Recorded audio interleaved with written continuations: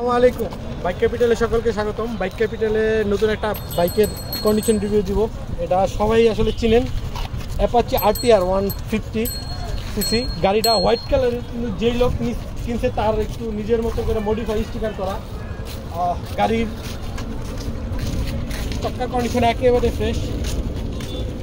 সামনে আমার পিছনের চাকা জেনুইনই। গাড়িটা 10 বছরের কাগজ।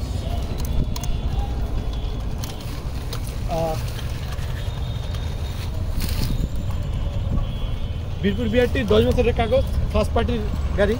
যারা নেবেন তারা আমাদের সাথে যোগাযোগ করবেন।